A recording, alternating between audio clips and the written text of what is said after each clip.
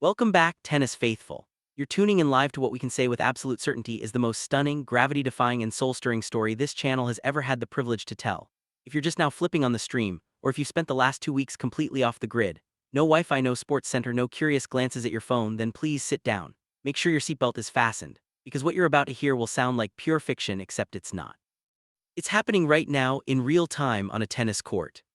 We are living through an anomaly. A sporting earthquake whose epicenter is a young woman from the Philippines named Alexandra Eala. Forget the usual script. Forget the tidy narratives where top seeds glide through early rounds, occasionally dropping a set just to remind us they're human before meeting each other in the semifinals like clockwork. That script has not just been tossed out the window, it's been shredded, set on fire, and scattered across every court from Melbourne to New York. The hierarchy of women's tennis, that fortress of familiar names and predictable rivalries, has been cracked wide open. And the person holding the sledgehammer is a 21-year-old left-hander who was supposed to be gaining experience this week, not rewriting history. Now let's be clear about something right from the start. This is not an upset. An upset is a one-night stand with destiny, a top seed having an off Tuesday, an underdog catching lightning in a bottle for 2 hours, and then everything returning to normal. What Alexandra Eala has done over the past 14 days is something else entirely. She has walked into the lion's den, looked each lion in the eye, and walked back out with the lion's share of the glory. Not once, not twice, 5 times.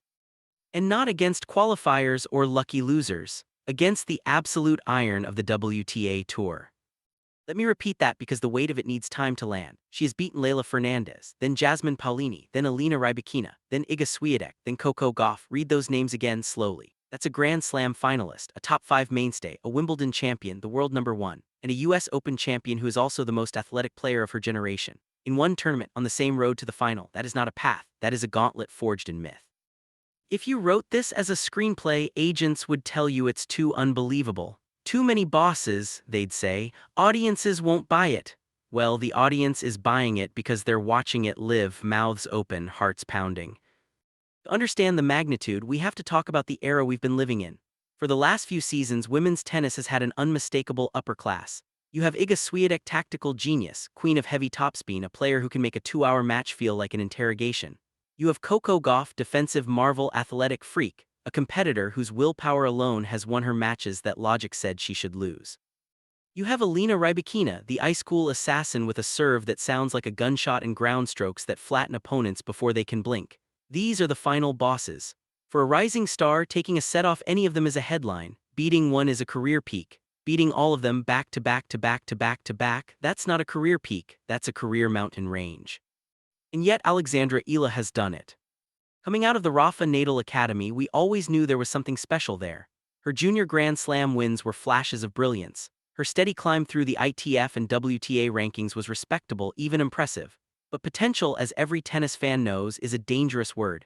It promises everything and delivers nothing until the player decides to stop promising and start taking. What we have witnessed in this tournament is that decision, not gradual, not tentative, but explosive. Eala has not just knocked on the door of the elite. She has booted it off its hinges, walked into the room, and pulled up a chair at the head of the table. Let's walk through this masterpiece match by match because the details matter. The first round of this impossible run came against Leylah Fernandez. Now, Fernandez is a special kind of opponent. Left-handed like Eala, incredible grit like Eala, a Grand Slam finalist who feeds on chaos and crowd energy. This was not a warm-up match, this was a mirror match between two fighters who refused to yield a single inch.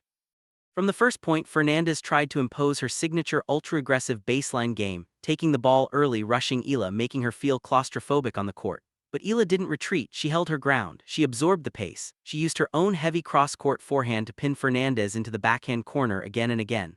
What stood out wasn't just the shot-making, it was the defensive transitioning. Every time Fernandez thought she had found an angle, Eala was already there, not just blocking the ball back but sending it deep with loop, with purpose. She outgritted the grinder, she outfought the fighter, and she proved something critical: her mind is just as strong as her racket. Then came Jasmine Paolini. If Fernandez was a mirror, Paolini was a wall that hits back. Paolini is the ultimate modern counterpuncher. She tracks down everything, forces you to hit 3 or 4 winning shots for every point, and grinds your soul down through sheer persistence. The danger against Paolini is always overplaying. You get frustrated, you go for too much, you miss lines by inches, and suddenly you're down a break and wondering what happened. Eala, showing tennis IQ that belies her years, refused to fall into that trap. Instead of trying to blast through Paolini, she changed the rhythm entirely.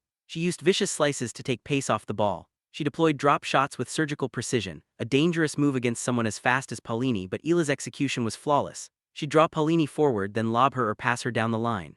It was all-court tennis at its most beautiful. Paolini's defensive shield got dismantled piece by piece, not by power but by intelligence.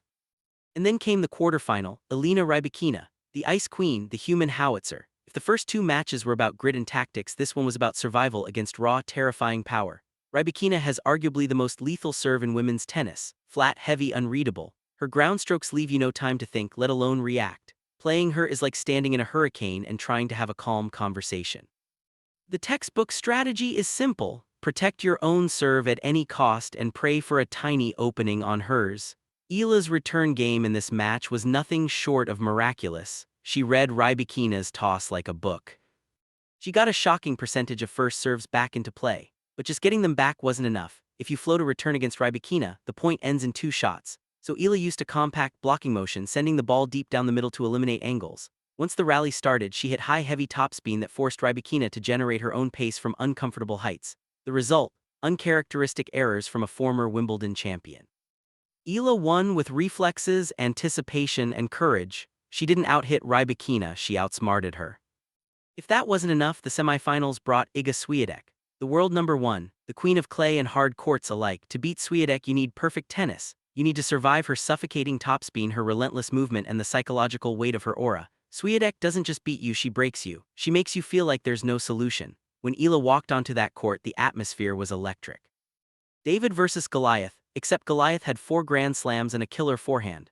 Świątek started with her trademark intensity, trying to dictate immediately. But Eala, perhaps channeling every training session on the clay of Mallorca, matched her spin for spin. The lefty forehand into Świątek's backhand became the battlefront. Eala found a depth and weight of shot that kept Świątek from stepping inside the baseline. More importantly, she refused to be intimidated.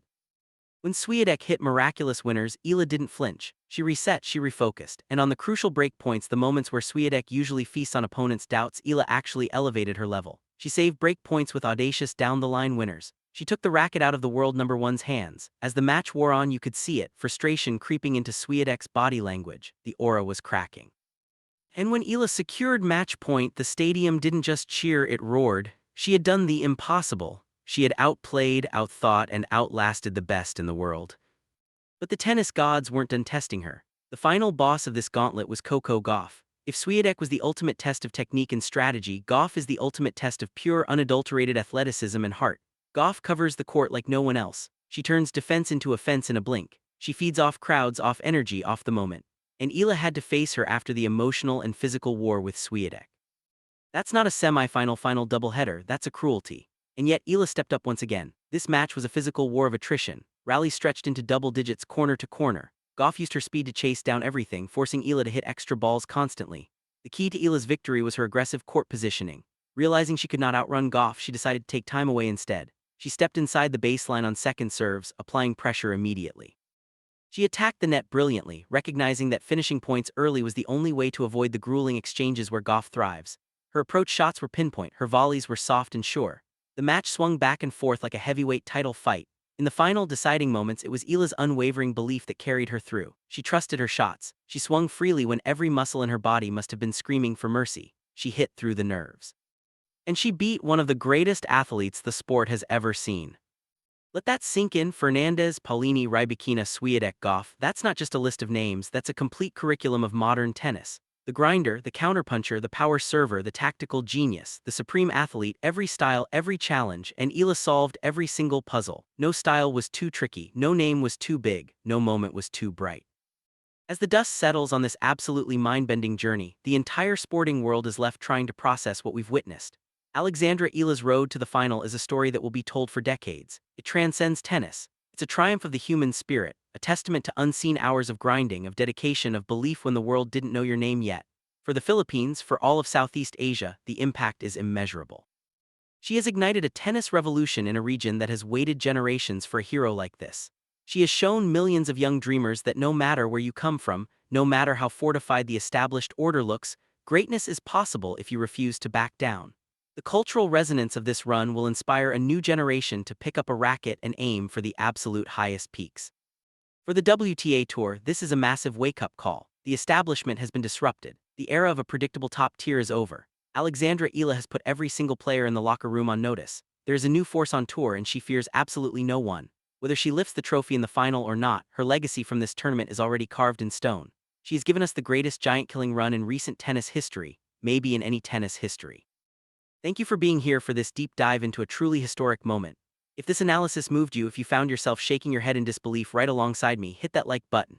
It helps push this story out to more fans who need to know what just happened. Subscribe to the channel, turn on the notification bell because the finals are next and you will not want to miss a single second of it.